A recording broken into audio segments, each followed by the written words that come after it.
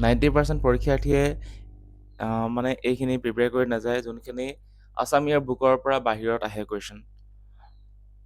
Maximum মানে যোনখিনি এছপাৰেণ্টছ আছে, পৰীক্ষাৰ্থীয়ে ক'ৰ পৰা ফ'ল' কৰে, আছাম ইয়াৰ বুকৰ পৰা যিহেতু ফ'ল' কৰে, আৰু আছাম ইয়াৰ বুকৰ পৰা যোনখিনি বস্তু নাহে সেইখিনি মানে 90% যোনখিনি পৰীক্ষাৰ্থী তেওঁলোকে প্ৰিপেয়াৰ নকৰে। আৰু যদি আপোনালোকে সেইখিনি প্ৰিপেয়াৰ কৰি যায়, তেন্তে আপোনালোকৰ পৰীক্ষাটো সফল হোৱাৰ সম্ভাৱনাটোকে বেছিকৈ হৈ যায়। ঠিক আছে। চ' এই যোনখিনি আমি মেটেৰিয়েল তৈয়াৰ কৰিছোঁ, আমাৰ এইখিনি হেণ্ড ৰিটেন নোটছৰ পৰা আমি ডিজিটেল নোটছলৈ কনভাৰ্ট কৰিছোঁ, আৰু যোনখিনি আমি ডিজিটেল নোটছ বনাইছোঁ হেণ্ড ৰিটেন নোটছৰ পৰা, সেইখিনি আপোনালোকক যদি লাগে তেন্তে আপোনালোকে আমাৰ ৱেবছাইটৰ পৰা কিনিব পাৰিব। আৰু গতিকে আমি আজি আলোচনা কৰিম আমাৰ আছাম হিষ্ট্ৰীৰ ফাৰ্ষ্ট পাৰ্টটো। মই ইয়াত আপোনালোকক কণ্টেণ্টখিনি দেখাই দিওঁ, কি কি কণ্টেণ্ট আছে। আমি 4টা ভিডিঅ'ত গোটেইখিনি আলোচনা কৰিম। প্ৰথমতে আছে এনচিয়েণ্ট কামৰূপ। এনচিয়েণ্ট কামৰূপখিনি আজি আমি আলোচনা কৰিম। তাৰপিছত আহিলে মেডিভেল আছাম। দেন হৈ যাব আমাৰ third chapter Assamese society and medieval age. তাৰপিছত আহিলে fourth chapter rise of the new religious thought. এইটো আচলতে যোনখিনি চেণ্ট্ৰেল ইণ্ডিয়াৰ চেপ্টাৰৰ লগত এইটো জড়িত হৈ আছে। ঠিক আছে। মানে ইণ্ডিয়াত যোনটো নৱবৈষ্ণৱ ধৰ্মৰ মানে অসমত যোনটো নৱবৈষ্ণৱ ধৰ্মৰ প্ৰচাৰ চলিছিল, সেই সময়ত মধ্যযুগৰ ভাৰতৰ কি চলি আছিল, তো সেইটো কথা ইয়াত মেনশ্যন আছে। বাট এইটো ইমান ইম্পৰ্টেণ্ট নহ'বও পাৰে, বাট শংকৰদেৱৰ আৰু মাধৱদেৱৰখিনি ইম্পৰ্টেণ্ট হৈ যাব। সেইকাৰণে আমি 4টা ভিতৰত আলোচনা কৰিম। তাৰপিছত হ'ব আমি মোৱামৰীয়া ৰিবিলিয়ন। মোৱামৰীয়া ৰিবিলিয়নৰ ওপৰত মানে আগতে ডাইৰেক্ট কুৱেশ্যন দিয়ে কেতিয়া হৈছিল, কিন্তু এতিয়া মানে যিহেতু কুৱেশ্যনৰ পেটাৰ্ণবোৰ চেঞ্জ হৈছে, গতিকে আমি ভিতৰবোৰ চাই যোৱা উচিত। ঠিক আছে। আৰু এইখিনি আপোনালোকক মেইনছতো সহায় কৰিব। লগতে বাৰ্মিজ ইনভেজন। এতিয়া চাওক, যোনখিনি প্ৰিপেয়াৰ কৰিব তেওঁলোকে অকল মোৱামৰীয়া ৰিবিলিয়নৰ ইয়েৰকেইটা পঢ়ি যাব। বাৰ্মিজ ইনভেজন কোন চনত হৈছিল সেইটো পঢ়ি যাব বাছ। কিন্তু আপোনালোকে ইয়াৰ ভিতৰৰ কথাখিনিও পঢ়ি যাব লাগিব, যিহেতু এইটো মানে অসম হিষ্ট্ৰীৰ এটা পাৰ্ট আৰু চিলেবাছ এটা পাৰ্ট হয়। ঠিক আছে। তাৰপিছত হৈ গ'ল নেক্সট আমাৰ 7 নম্বৰ চেপ্টাৰ ব্ৰিটিছ এডমিনিষ্ট্ৰেশ্যনত অসমৰ কেনেদৰে প্ৰভাৱ পৰিছিল। তাৰপিছত লাষ্টত আহিলে যোনটো 8 নম্বৰ চেপ্টাৰ মিড 80s, মানে 1800ৰ যোনখিনি চলি আছিলে মাজৰ সময়ছোৱাত সেইখিনি, আৰু লগতে যোনখিনি কৃষক বিদ্ৰোহ আছিলে, এথনিক ৰিভল্ট আছিলে, গোটেইখিনিৰ ওপৰত চাম। আৰু এইখিনি নোটছ আপোনালোকে আছামিজতো পাই যাব। ঠিক আছে। তো গতিকে আমি প্ৰথমতে আলোচনা কৰিম আমাৰ এনচিয়েণ্ট কামৰূপৰ বিষয়ে। তো এই যদি আপোনালোকে এতিয়ালৈকে চেনেলটো ছাবস্ক্ৰাইব কৰা নাই, চেনেলটো ছাবস্ক্ৰাইব কৰি দিব। আৰু আপোনালোকে যদি নোটছখিনি লাগে তেন্তে আমাৰ ই বুক পাৰচেছ কৰিব পাৰিব। আমাৰ ৱেবছাইটৰ লিংক তলত দিয়া আছে, নহ'লে আপোনালোকে তলত আমাৰ ৱেবছাইটত BD coaching.in যদি আপোনালোকে টাইপ কৰে গুগলত, তেতিয়াহ'লে আমাৰ ৱেবছাইট পাই যাব। তাৰপৰা আপোনালোকে শ্বৰ্ট নোটছৰ যোনখিনি আমাৰ হেণ্ড ৰিটেনৰ নোটছখিনি আমি ডিজিটেল নোটছ যি বনাইছোঁ, সেইখিনি আপোনালোকে ডাউনলোড কৰি তাৰ পৰা আপোনালোকে পঢ়িব পাৰিব। ঠিক আছে। তো আজি আমি চাম এনচিয়েণ্ট কামৰূপৰ বিষয়ে। ভিডিঅ'টো বেছি দীঘলীয়া নকৰোঁ। তো কালিকা পুৰাণ এখন উল্লেখনীয়, ইয়াৰ পৰা বহুতো কুৱেশ্যন আহে কালিকা পুৰাণৰ পৰা। তো কালিকা পুৰাণৰ পৰা আহিবলগীয়া কুৱেশ্যনসমূহ কি কি আছে, আমাৰ হেণ্ড ৰিটেন নোটছত কি কি আমি নোটছ তৈয়াৰ কৰি দিছোঁ শিক্ষাৰ্থীসকলক। যে প্ৰথমতে হৈ গ'ল কালিকা পুৰাণ কেতিয়া লিখা হৈছিল, সেইটো আহে কুৱেশ্যন। গতিকে সেইটো হ'ব 10th চেঞ্চুৰী। তাৰপিছত কালিকা পুৰাণৰ মতে কিছুমান কথা আছে, যেনে কামৰূপৰ লোকেশ্যন কিমান আছিল। কামৰূপৰ লোকেশ্যনটো আছিল west of the Karatoya river. কৰতোৱা নদীৰ বাওঁফালে আছিল, মানে কি হয় ৱেষ্টত আছিল, পশ্চিম দিশত আছিল। তাৰপিছত ইয়াৰ লেংথটো আছিল কামৰূপৰ 100 যোজন, অৰ্থাৎ 450 মাইলছ। তাৰপিছত ট্ৰাইংগুলাৰ ইন শ্বেপ, তিনিকোণীয়া আছিল। তাৰপিছত হৈ গ'ল কামাখ্যা টেম্পল, ইয়াৰ একদম চেণ্টাৰত আছিল। ঠিক আছে। একদম চেণ্টাৰত কামাখ্যা টেম্পল আছিল কামৰূপৰ, পৌৰাণিক কামৰূপৰ কালিকা পুৰাণৰ মতে। আৰু যোগিনী তন্ত্ৰৰ কথা আহে, কোন চনত লিখা হৈছিল সেইটো মনত থ'ব, 1600 চেঞ্চুৰী। ইয়াৰ পৰা এটা কুৱেশ্যন আহে যে 1600 চেঞ্চুৰীত আৰু এটা আমাৰ যোনখন বৃন্দাবনী বস্ত্ৰখনো বনোৱা হৈছিল। ঠিক আছে, তৈয়াৰ কৰা হৈছিল। গতিকে তাৰ পৰা কুৱেশ্যন আহিব পাৰে, যিহেতু এটা কাৰেণ্ট এফেয়াৰ্ছৰ কুৱেশ্যন হয় এইটো। তাৰপিছত কামৰূপ ডিভাইড কেইটা কৰা হৈছিল, পৌৰাণিক কামৰূপ, এনচিয়েণ্ট কামৰূপক 4টা ভাগত। এটা আছিল ৰত্নপীঠ, কামপীঠ, স্বৰ্ণপীঠ আৰু চৌমাৰপীঠ। ঠিক আছে। তাৰপিছত উলুবাৰী ব্ৰঞ্জ যোনখন প্লেট হয়, উলুবাৰী তাম্ৰলিপি, সেই লিপিখন বালদেৱ বৰ্মনৰ সময়ত বনোৱা আছিল, তেখেতে বনোৱাইছিল, বাছ তেনেকৈ লিখাইছিল। তাৰপিছত নেক্সট কুৱেশ্যন আহিব পাৰে যে the great rulers of Kamrup, কেনেকুৱা ধৰণৰ ৰুলাৰ আছিল। তো তাত প্ৰথমটো ৰুলাৰ হৈছিলে মহিৰংগ দানৱ। ঠিক আছে। তেখেতৰ কেপিটেল আছিল মহিৰংগ পৰ্বত। এইটো বৰ্তমান গুৱাহাটী আৰু শ্বিলং ৰোডত পৰে। তাৰপিছত হৈ গ'ল তেখেতৰ মৃত্যুৰ পাছত কিছুমান ৰুলাৰ্ছে ৰাজত্ব কৰিছিল কামৰূপত। শতকাসুৰ, চাম্বাসুৰ, ৰত্নাসুৰ আৰু ঘটকাসুৰ আছিল।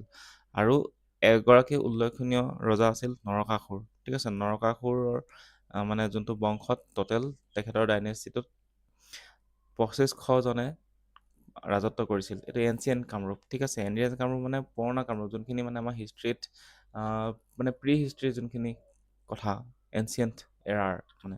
ঠিক আছে, হিষ্ট্ৰীটো আমাৰ বুৰঞ্জী আহোমসকলে লিখা ষ্টাৰ্ট দিছিল। আহোমসকল অহাৰ আগত কি হৈছিল, তো সেইখিনি কথা এইখিনি মানে। ঠিক আছে, তাৰপিছত চন অফ নৰকাসুৰ কাৰ পুত্ৰ আছিল? তেখেত আছিল মানে মাদাৰ আৰ্থ আৰু লগতে লৰ্ড বিষ্ণুৰ যিটো বৰাহ অৱতাৰ আছিল তেখেতৰ পুত্ৰ আছিল। আৰু নৰকা যিহেতু আছিল ভূমিপুত্ৰ, তাৰ মাদাৰ আৰ্থৰ পুতেক, গতিকে তেখেতক ভূমি নৰকা বুলিও জনা যায়। আৰু যোনখিনি বৰ্মন, শালস্তম্ভ আৰু পাল বংশ আছিল, তেওঁলোকে কি কৰে, নিজকে এই নৰকাসুৰৰ এই ভৌম বংশৰ বংশধৰ বুলি কয় নিজকে। আৰু নৰকা যোনটো ডাইনেষ্টি আছিলে, ঠিক আছে, সেই ডাইনেষ্টিটো ডাইৰেক্ট লৰ্ড বিষ্ণুৰ বংশধৰ বুলি নিজকে তেওঁলোকে ভাবে, তেওঁলোকে কৈছিল নিজকে। তাৰপিছত ভগদত্তৰ বিষয়ে অলপ চাই লওঁ। ভগদত্ত নৰকাৰ পুতেক আছিল ভগদত্ত, আৰু তেখেতে নৰকাৰ পিছত কি হৈছিল, নৰকাসুৰৰ পিছত তেখেতে ৰজা হৈছিল। আৰু ভগদত্তৰ জীয়াৰী তেখেতৰ পুত্ৰী ভানুমতী দুৰ্যোধনৰ লগত বিয়া হৈছিল। আৰু দীঘলী পুখুৰী যোনটো গুৱাহাটীত আছে, সেইটো সেই মানে ভগদত্তৰ জীয়াৰী ভানুমতী আৰু দুৰ্যোধনৰ যেতিয়া বিয়া আছিল তেতিয়া সেইটো খন্দোৱা হৈছিল বুলি কোৱা হয় পৌৰাণিক কথা মতে, আখ্যান মতে। তাৰপিছত হৈ গ'ল তেখেতে কৌৰৱৰ ফালৰ পৰা যুঁজিছিল, যুদ্ধ লাগিছিল ক'ত, মহাভাৰতৰ ৰণত। আৰু তেখেতৰ এটা কুৱেশ্যন আহে, তেখেতৰ যোনটো হাতীটো ইউজ কৰিছিল মহাভাৰতত, সেইটোৰ নাম কি আছিল? হাতীটোৰ নাম আছিল সুপ্ৰতীক। সুপ্ৰতীক সুপ্ৰতীক সুপ্ৰতীকা। ঠিক আছে, সুপ্ৰতীকা নহ'লে সুপ্ৰতীক বুলি আহিব, মনত হ'ব। হাতীটোৰ নাম আছিল। ঠিক আছে, তাৰপিছত তেখেতৰ পিছত কিছুমান ফেমাছ ৰজা আছিল, যেনেকে ব্ৰজদত্ত আছিল, বান ৰজা আছিল, ভীষ্মক আছিল। এইখিনি এনচিয়েণ্ট কামৰূপৰ। এতিয়া আমি চাওঁ বৰ্মন ডাইনেষ্টি, যোনখিনিৰ পৰা আমি মানে লিখাখিনি অলপ পাওঁ। আৰু বৰ্মন ডাইনেষ্টিটো হৈ গ'ল 350 পৰা 380 AD লৈকে। ঠিক আছে, ইমানখিনি সময় কালচোৱাত মানে বৰ্মন ডাইনেষ্টি এষ্টাব্লিছ হৈছিল, আৰু প্ৰায় 650 চনলৈকে তেওঁলোকে ৰাজত্ব কৰিছিল। ঠিক আছে, 650 to 380 ইয়াৰ ভিতৰতে কিবা এটা হ'ব। বেছিভাগে 350 to 650 লিখি দিয়ে, মানে 300 বছৰ লিখি দিয়ে, বাট 350 পৰা 380 ভিতৰত কিবা এটা ইয়াৰ হয়। এইটো জাষ্ট 350 হ'লেও শুদ্ধ, 380 হ'লেও শুদ্ধ। গতিকে এনেকুৱা ধৰণৰ কুৱেশ্যন কেতিয়াও নাহে। ফাউণ্ডাৰ আছিল পুষ্য বৰ্মন। পুষ্য বৰ্মনে প্ৰতিষ্ঠা কৰিছিল বৰ্মন বংশ। আৰু টোটেল 300 বছৰত তেওঁলোকৰ 35জন প্ৰায় কিং আছিল। ঠিক আছে, পুষ্য বৰ্মনৰ যোনজন সমসাময়িক ৰজা আছিল সেই সময়ত ভাৰতত, তেখেত আছিল সমুদ্ৰগুপ্ত। গুপ্তা বংশৰ তেখেত ৰজা আছিল, সমুদ্ৰগুপ্ত। আৰু এই তেখেতৰ যি মানে তেখেতৰ নামটো ক'ত মেনশ্যন কৰা আছে, পুষ্য বৰ্মনৰ নামটো নিধানপুৰ যোনখন তাম্ৰলিপি আছে, নিধানপুৰ ব্ৰঞ্জ স্ক্ৰিপচাৰ্ছ, তাত মানে উল্লেখ আছে। এইটো ইনস্ক্ৰিপশ্যন হ'ব লাগিছিলে। তাৰপিছত এইটো ক'ত পোৱা যায়, বৰ্তমান বাংলাদেশত এইখন উদ্ধাৰ হৈছে, মানে নিধানপুৰ ব্ৰঞ্জ ইনস্ক্ৰিপশ্যন। তাৰপিছত তেখেতত সেই নিধানপুৰ তাম্ৰলিপিত কি বুলি উল্লেখ আছিল, যে পুষ্য বৰ্মন এগৰাকী ভেৰিয়াছ কোৱালিটিৰ, মানে বিভিন্ন প্ৰতিভা সম্পন্ন এগৰাকী কোৱালিটিৰ ব্যক্তি আছিল। আৰু বৰ্মন ডাইনেষ্টিতে প্ৰায় 300 বছৰ ৰাজত্ব কৰা, মনত থাকি গ'ল চাগে। আৰু সমুদ্ৰ বৰ্মন বুলি এজন ৰজা আছিল পুষ্য বৰ্মনৰ পাছত। তেখেতৰ পুতেক সমুদ্ৰ বৰ্মনে কি হ'ল, ৰজা হ'ল। আৰু তেখেতৰ ৱাইফৰ নাম আছিল দত্ত দেৱী। আৰু তাৰপিছত আহিলে বাল বৰ্মন। বাল বৰ্মন কাৰ পিছত ৰজা হ'ল, সমুদ্ৰ বৰ্মনৰ পিছত বাল বৰ্মন। আৰু সেই সময়তে বাল বৰ্মনৰ সময়তে, ৰাজত্বৰ সময়তে কামৰূপৰ লগত অসম মানে কাশ্মীৰৰ লগত কামৰূপৰ এটা ঘনিষ্ঠ সম্পৰ্ক হৈ উঠিছিল। কিহৰ বাবে, সেইটো অমৃত প্ৰভাক বিয়া পাতিছিল সেই সময়ৰ কাশ্মীৰৰ ৰজা মেঘবাহনে। আৰু এই কথাষাৰ ৰাজতৰংগিনী যোনখন ক্ৰনিকলছ অফ কাশ্মীৰ, তাত উল্লেখ আছে, লিখিছিল কালহনে লিখিছিল। তাৰপিছত তেখেতৰ মৃত্যুৰ পাছত কেইবাজনো ৰজাই ৰাজত্ব কৰিছিল। কল্যাণ বৰ্মন, মহেন্দ্ৰ বৰ্মন, ভূতি বৰ্মন, মহা তাক মহাবুধ বৰ্মন বুলিও জনা যায়, চন্দ্ৰমুখ বৰ্মন, ভাস্কৰ বৰ্মন আদি ৰজাবোৰে। এতিয়া ইয়াৰ পিছত কুৱেশ্যন আহিবলগীয়া ৰজা আছিল ভাস্কৰ বৰ্মন। ঠিক আছে, গোটেইখিনি পঢ়িলে নহ'ব, যোনখিনি ইম্পৰ্টেণ্ট সেইখিনি পঢ়িছোঁ। তো ভাস্কৰ বৰ্মনক কুমাৰ ৰজা বুলি জনা যায়, কাৰণ তেখেতে কেতিয়াও বিয়া পতা নাছিল। আৰু ভাস্কৰাব্দ যোনটো আমি কওঁ যে ভাস্কৰাব্দ, এই ভাস্কৰাব্দ যোন সময়ৰ পৰা এই ভাস্কৰ বৰ্মনে সিংহাসনত বহিছে তেতিয়াৰ পৰাই এই ভাস্কৰাব্দ আৰম্ভ হৈছিল, যাক কোৱা হৈছিল কামৰূপ হিৰ। আৰু সেই সময়ত তেখেতৰ নৰ্থ ইণ্ডিয়াৰ যোন ৰজা, তেখেতৰ লগত তেখেতৰ ঘনিষ্ঠ সম্বন্ধ আছিল, বন্ধুত্বমূলক সম্বন্ধ আছিল। তেখেত আছিল হৰ্ষবৰ্ধন। গতিকে হৰ্ষবৰ্ধনৰ তেখেতে কি আছিল, কণ্টেম্পৰেৰী, সমসাময়িক ৰজা, আৰু তেখেতৰ লগত ৰিলেশ্যন ভাল আছিল। আৰু সেই সময়তে ভাস্কৰ বৰ্মনৰ ৰাজত্ব কালতে চাইনিজ ট্ৰেভেলাৰ হুৱেনচাং কামৰূপলৈ আহিছিল, আৰু ভাস্কৰ বৰ্মনৰ ডেথ হৈছিল 650, আৰু তাৰ লগতে বৰ্মন বংশৰ অন্ত পৰে। তাৰপিছত নেক্সট আহিল শালস্তম্ভ ডাইনেষ্টি। ফাউণ্ডাৰ আছিল শালস্তম্ভ বুলি। ঠিক আছে, তাৰপিছত কিং হৰ্ষদেৱ এই শালস্তম্ভ বংশৰ আটাইতকৈ প্ৰতাপী ৰজা আছিল, গ্লৰিয়াছ ৰুলাৰ আছিল। আৰু তেখেতৰ দিনতে, কিং হৰ্ষদেৱৰ দিনতে গৌড়, বংগ, কুশল, বিহাৰ আদিলৈকে তেখেতে আৰ্মি এক্সপিডিশ্যন চলাইছিল। ঠিক আছে, আৰ্মি মাৰ্চিং কৰিছিল, মানে সামৰিক অভিযান চলাইছিল। তাৰপিছত হৈ গ'ল লাষ্ট ৰুলাৰ হৈ গ'ল শালস্তম্ভ ডাইনেষ্টিৰ ত্যাগ সিংহ, আৰু তেখেত উইদাউট চাইল্ড তেখেত মৃত্যু হয়, আৰু ইয়াৰ লগতে শালস্তম্ভ বংশৰ অন্ত পৰে। তাৰপিছত নেক্সট আহি গ'ল পাল ডাইনেষ্টি। পাল ডাইনেষ্টি কামৰূপৰ, মানে এনচিয়েণ্ট কামৰূপৰ শেষৰটো ডাইনেষ্টি। ঠিক আছে, অসমৰ কাৰণে এইটো কামৰূপৰ হয়। ঠিক আছে, কামৰূপৰ কথা পঢ়ি আছোঁ আমি যিহেতু। ফাৰ্ষ্ট ৰুলাৰ আছিল ব্ৰহ্মপাল। ব্ৰহ্মপালে প্ৰতিষ্ঠা কৰিছিল পাল ডাইনেষ্টি। তাৰপিছত এই পাল ডাইনেষ্টি প্ৰায় 150 ইয়াৰ্ছ মানে ৰাজত্ব কৰে, আৰু ৰত্নপাল বেষ্ট আছিল। গোটেই ৰজাখিনিৰ ভিতৰত বেষ্ট মানে ৰজা আছিল কোন, ৰত্নপাল। আৰু ৰত্নপালৰ কথা আমি চাবলৈ গ'লে, যোনখন গুৱাহাটীত এটা ব্ৰঞ্জ স্ক্ৰিপচাৰৰ মতে কি পোৱা গৈছে তাত, ব্ৰঞ্জ ইনস্ক্ৰিপশ্যনৰ মতে তাত পোৱা গৈছে যে তেখেতে ৰত্নপালে ভেদিক ট্ৰেডিশ্যনছ আৰু লগতে ভেদিক ট্ৰেডিশ্যন ফ'ল' কৰিছিল, আৰু লগতে তেখেতে শিৱ ভক্ত আছিল, শিৱ পূজা কৰিছিল। আৰু হিষ্টৰিয়ানৰ মতে দুৰ্জয়া বুলি এখন তেখেতে চিটি বনাইছিল, আৰু সেই চিটিখনলৈ তেখেতৰ যোনটো ৰাজধানী সেয়া স্থানান্তৰ কৰিছিল। ঠিক আছে, আৰু বৰ্তমান সময়ত পাণবজাৰ, আমবাৰী, উজান বজাৰ যোনখিনি এৰিয়া, সেইটোৱে তেতিয়া দিনৰ দুৰ্জয়া চিটিখন আছিল, দুৰ্জয়া চহৰখন আছিল। আৰু last ruler of the Pala dynasty, Pala বংশৰ শেষৰজন ৰজা আছিল জয়পাল। তেখেতৰ মৃত্যু হয় 1142 খ্ৰীষ্টাব্দত। তাৰপিছত পাল বংশৰ পিছত কিছুমান ৰজা কামৰূপত ৰাজত্ব কৰিছিল, তেওঁলোকৰ নাম আছিল বৈদ্যদেৱ, তাৰপিছত আছিলে ৰাইৰীদেৱ, উদয়কৰ্ণ, বল্লভদেৱ, পৃথু আৰু সন্ধ্যা। আৰু সন্ধ্যাৰ পৃথু প্ৰতাপী ৰজা আছিল। ঠিক আছে, এতিয়া আমি চাওঁ কামৰূপৰ এডমিনিষ্ট্ৰেটিভ চিষ্টেমটো কেনেকুৱা আছিল। কামৰূপখন 4টা ভাগত ভাগ কৰিছিল। কি ভুক্তি, মণ্ডল, বিষয়, পুৰ আৰু গ্ৰাম। আৰু বৰ্তমান সময়ত যেনেকৈ ষ্টেট, ডিষ্ট্ৰিক্ট, চাব ডিভিজন, পঞ্চায়ত, ভিলেজ, তেনেকৈ তেতিয়া ভাগ হৈছিল ভুক্তি, মণ্ডল, বিষয়, পুৰ আৰু গ্ৰাম হিচাপে। আৰু কিছুমান ষ্ট'ন ইনস্ক্ৰিপশ্যন, যোনখন শিলালিপি আছে, ঠিক আছে, ষ্ট'ন ইনস্ক্ৰিপশ্যনত কিছুমান কথা লিখা আছে। তাত লিখা আছে যে নৰ্থ বেংকটোক, মানে ব্ৰহ্মপুত্ৰৰ উত্তৰ পাৰক কি কোৱা হৈছে, নৰ্থ কুল, মানে উত্তৰ কুল, আৰু চাউথ বেংকক অৰ্থাৎ দক্ষিণ পাৰক কোৱা আছিল চাউথ কুলছ। ঠিক আছে, তাৰপিছত প্লেট, যোনখন ডুবি বজালী ডিষ্ট্ৰিক্টত আছে ডুবি, তাত মানে এখন প্লেট ডিস্কভাৰ হৈছিলে। তাত লিখা আছে যে Pushya Varman second image of Vishnu বুলি তেওঁক মানে পৰ্ট্ৰে কৰা হৈছে। ঠিক আছে, তেহঁতক মানে লিখা হৈছিল ছেকেণ্ড ইমেজ অফ বিষ্ণু বুলি।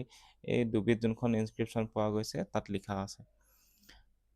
প্লেট যোনখন লিপি পোৱা গৈছে ডুবি আছে বৰ্তমান বজালী ডিষ্ট্ৰিক্টত।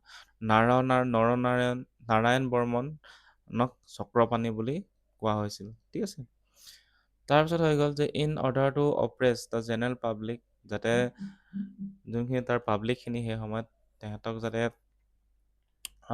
অপ্ৰেছ কৰিব পাৰে, তেওঁলোকক যাতে দমাই থ'ব পাৰে, সেইটো কাৰণে তেওঁলোকে পৰম ভট্টৰক, মহাৰজা ধীৰাজ, পৰমেশ্বৰ, তেনেকুৱা ধৰণৰ উপাধি লৈছিল। কোনে লৈছিল? পুষ্য বৰ্মন আৰু নাৰায়ণ বৰ্মন তেওঁলোকে। তাৰপিছত যোনখন ষ্ট'ন ইনস্ক্ৰিপশ্যন পোৱা যায় উমাচল শিলালিপিত কি লিখা আছে, সেইখন প্ৰায় 11শ শতিকাৰ 1100 চেঞ্চুৰী ওচৰা ওচৰিত লিখিছিল। ঠিক আছে।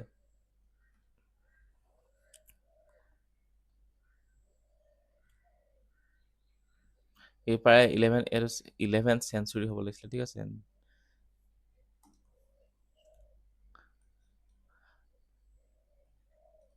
প্ৰায় 11 চেঞ্চুৰী আগত লিখিছিল অৰুণাচল ইনস্ক্ৰিপশ্যন। আৰু সেই সময়ত কামৰূপত হাই ৰেংক অফিচিয়েলসমূহ কি কি উপাধি আছিল, তেওঁলোকক অমৰ্ত্য, সচিব, মন্ত্ৰী, মহাপ্ৰতিকাৰ তেনেধৰণৰ নাম লৈছিল। আৰু যোনজন চিফ আছিল আৰ্মিৰ, তেখেতে নাম লৈছিল সেনাধ্যক্ষ। আৰু তেখেতৰ তলত বিষয়াসকল আছিল সেনাপতি, নায়ক আৰু ৰণক। ঠিক আছে। নাম আছিল আৰু ৰণক।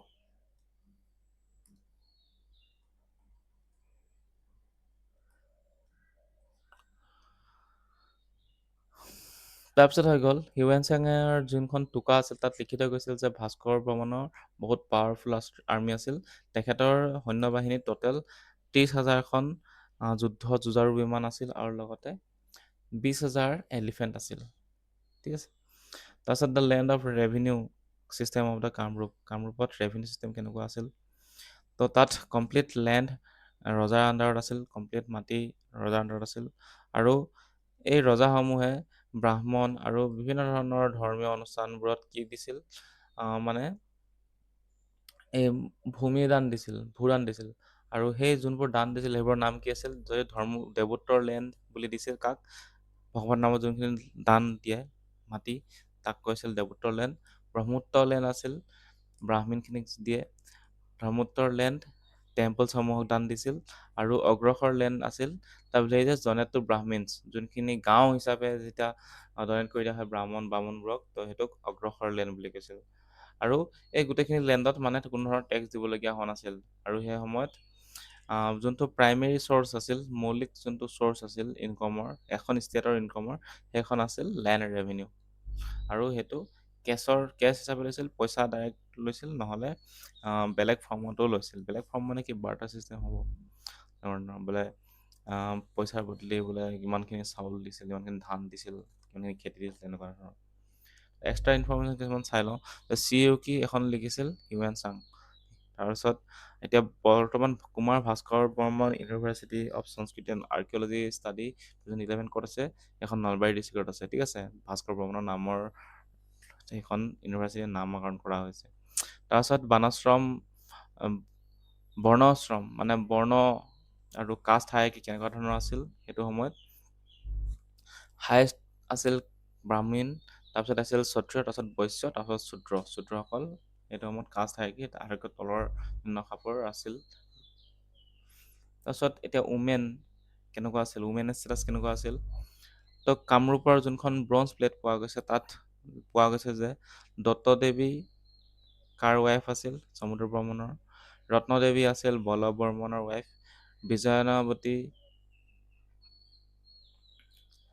বীজানাৱতী আছিল ভূতি বৰ্মনৰ ৱাইফ। আৰু এই কেইগৰাকীৰ নাম বিশেষকৈ এই কামৰূপ ব্ৰঞ্জ প্লেটত মেনশ্যন আছে।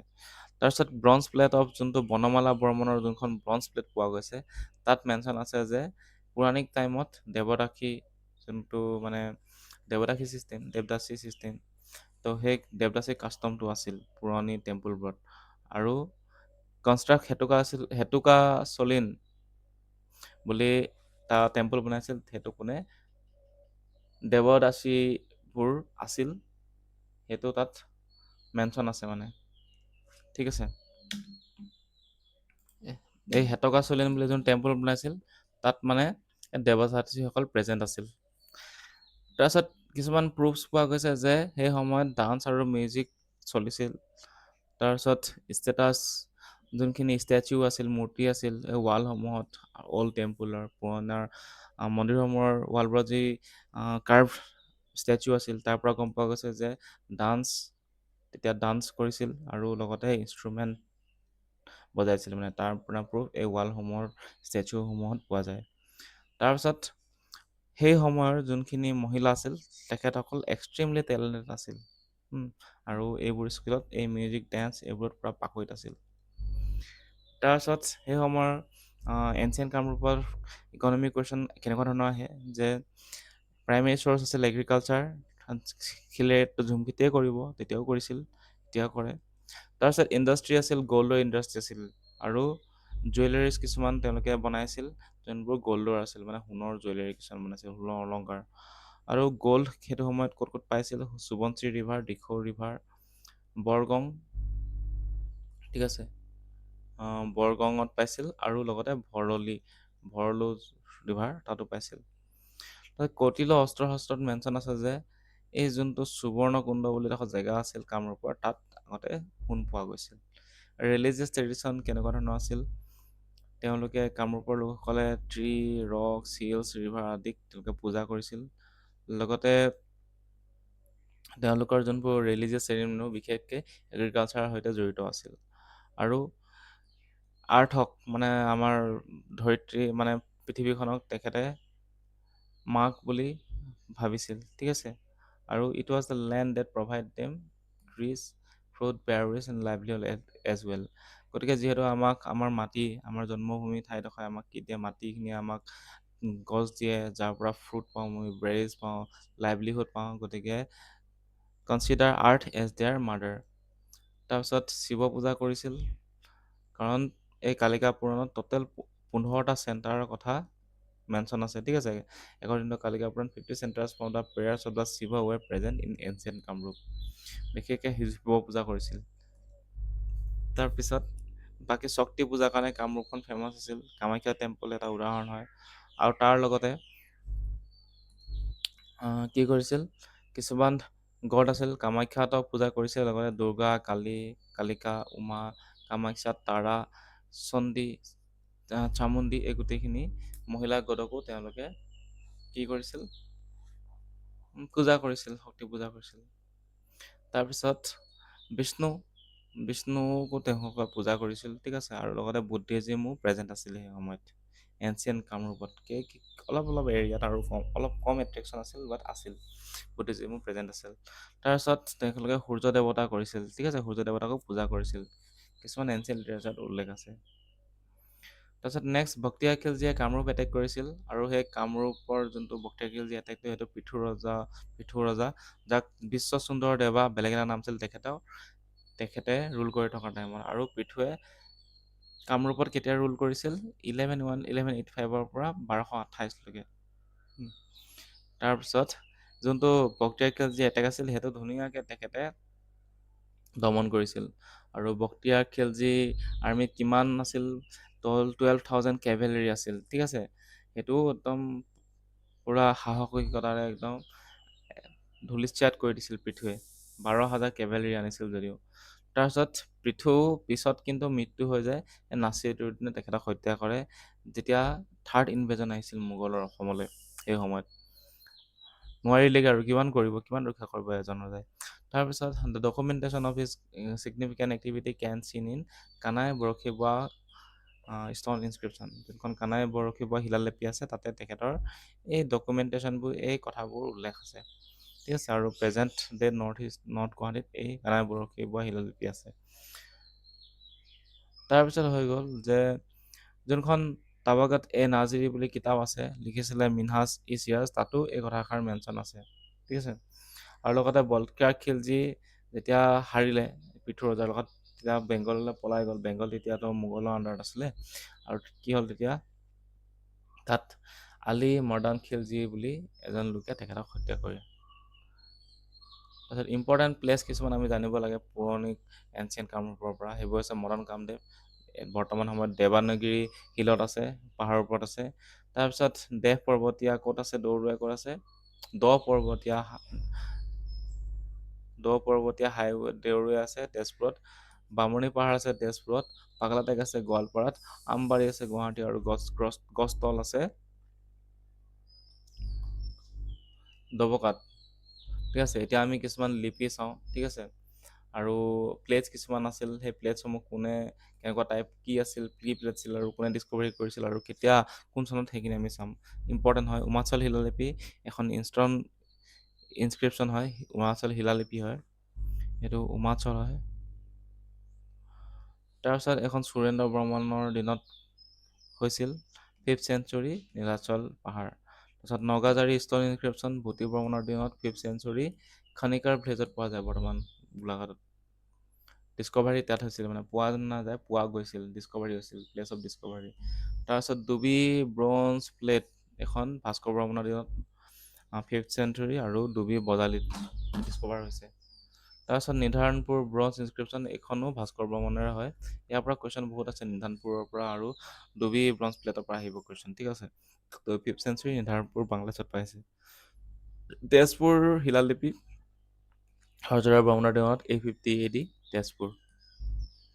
তাৰপিছত সোণতাল ব্ৰঞ্জ প্লেট এখন পাইছে হৰজৰা বৰ্মন 9th চেঞ্চুৰী সোণতাল কাৰ্বি পাহাৰত পাইছে। তাৰপিছত গছতলখন ব্ৰঞ্জ ইনস্ক্ৰিপশ্যন হয়, তো সেইটো গোপাল বৰ্মনৰ দিনত বনাইছিল, ঠিক আছে, এইটো ৰুলাৰ দিনত। আৰু 1080 AD পাইছে। গছতল নগাঁৱত আছে, গছল হ'ব লাগে, ঠিক আছে। তাৰপিছত হৈ গ'ল কমলি ব্ৰঞ্জ ইনস্ক্ৰিপশ্যন, এইটো আছে বৈদ্যদেৱৰ দিনত 1142 AD আৰু কমলি ইউপিত পায় এখন বৰ্তমান। তো তালৈকে অসমৰ মানে কামৰূপৰ মানে বিস্তাৰ আছিল, তাকে ভাবি চাওক। তাৰপিছত এতিয়া আমাৰ ফাৰ্ষ্ট চেপ্টাৰটো আমাৰ কমপ্লিট হৈ গ'ল ইয়াতে। তো নেক্সট আমি 4টাৰ ভিতৰত আৰু 3টাৰ ভিতৰত আমি গোটেইখিনি আছাম হিষ্ট্ৰী কভাৰ কৰি দিম। গতিকে যদি কিবা সুধিবলগীয়া আছে সুধিব পাৰে। আৰু আপোনাৰ যদি এই বুকখন লাগে তেন্তে আপোনালোকে আমাৰ ৱেবছাইটত গৈ কিনিব পাৰিব। আজিলৈ আহিছোঁ ইমানতে, ধন্যবাদ। আৰু ছাবস্ক্ৰাইব কৰিবলৈ নাপাহৰিব চেনেলটো।